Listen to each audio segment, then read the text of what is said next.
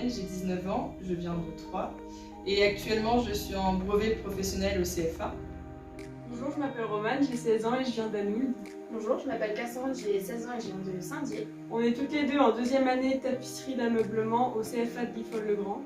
Bonjour, je m'appelle Lucie, j'ai 24 ans, je viens de Strasbourg, donc en Alsace, et donc je suis là à la FIA pour exécuter un CAP de couture d'ameublement en 2 ans. Bonjour, je m'appelle Eugénie, j'ai 20 ans. Je suis actuellement en BP tapisserie deuxième année au CFA AFPIA à Guilfol-le-Grand. Et avant d'arriver ici, j'étais à Châlons-en-Champagne pour un bac professionnel des artisans et métiers d'art option tapisserie d'ameublement, donc AMATA. Avant ça, j'étais donc en CAP tapisserie ici même. Et encore avant ça, j'ai fait un bac pro métier de la mode et vêtements. On a choisi ce métier parce que c'est un métier qui nous permet d'être manuel, D'exprimer notre créativité et notre imagination. Parce que c'est un métier de geste artisanal, plus ou moins unique, dans plus vraiment les rues. Je l'ai découvert à la suite d'un stage d'orientation pour lequel je n'étais pas du tout dans l'optique de la tapisserie d'ameublement. On m'a redirigée vers un lycée et porte ouverte, ça m'a plu direct. Donc je me suis dit ok, je veux faire ce métier, rien d'autre. J'ai décidé de venir en tapisserie suite à un stage que j'ai fait en bac pro RMB qui m'avait vraiment beaucoup plu. C'était un stage d'1 mois et j'ai beaucoup aimé en fait la diversité des activités qu'on fait dans ce métier-là et c'est ça qui m'a poussée donc à rechercher des formations. Donc tout simplement pour compléter ma formation de tapissier d'ameublement, pour pouvoir être polyvalente. Ce que j'aime aussi dans le métier, c'est qu'on veut toujours plus, on veut toujours acquérir en expérience, en savoir-faire. C'est des pièces uniques dans la grande généralité. Toujours quelque chose à imaginer, à inventer, à créer des matières, à toucher, toujours plein de choses à faire. Donc on s'ennuie pas, on peut pas s'ennuyer, c'est impossible. Donc ce que j'aime dans ce métier, c'est faire un travail méticuleux, créatif et toujours en étant à l'affût des tendances du moment. Aussi l'idée de personnaliser un intérieur parce qu'en fait l'idée de prendre un tissu, de le travailler, c'est ça aussi qui va personnaliser et donner une âme à un intérieur. Alors j'ai la chance d'avoir un maître d'apprentissage qui touche à tout. À Sainte-Marie, donc l'atelier de Valérie.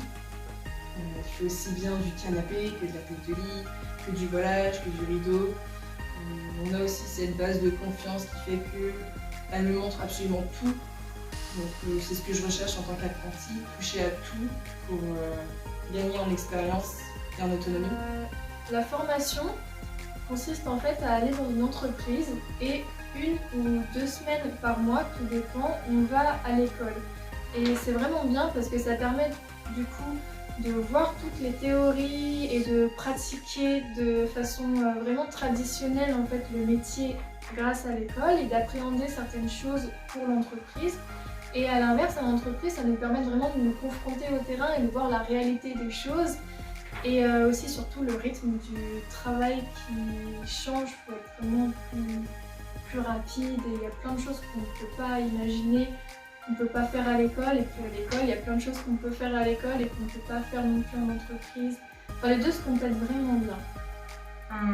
L'apprentissage d'un métier c'est rémunéré donc c'est un bon point fort et aussi le fait d'être dans la vie active c'est très intéressant. Pour pouvoir m'améliorer techniquement parlant, parce qu'avec mon bac, j'ai la méthode, mais on n'a malheureusement pas assez de temps pour travailler la technique. Et ça, dans un métier de geste, c'est la technique, la technique, la technique, donc il faut travailler, tout simplement. J'encourage donc vivement les jeunes à faire des stages tout d'abord et une fois qu'ils ont trouvé le métier qu'ils veulent, à chercher des formations pour et pourquoi pas regarder au niveau de l'apprentissage parce que l'apprentissage c'est vraiment intéressant pour tout ce qui est en fait la partie adulte, la partie salariée, parce qu'en fait on se rend compte des contraintes des entreprises, du monde du travail, et ça nous permet d'appréhender pour plus tard tout. Déjà c'est le début de notre indépendance et ça nous permet plus tard de savoir où on va aller mieux en fait. Donc franchement si vous hésitez entre l'apprentissage ou une formation qui vous plaît à moitié, et que vous avez peur de l'apprentissage, vraiment faut pas avoir peur parce que c'est vraiment chouette, c'est les premiers pas d'indépendance, c'est les premiers salaires, c'est les premières confrontations à plein de choses, c'est très intéressant. Alors avant tout, il faut être sûr que c'est ce métier-là qu'on veut. Même si on n'est pas un jeune en apprentissage, quand on fait une reconversion, il faut y aller, il faut foncer, c'est vraiment une passion.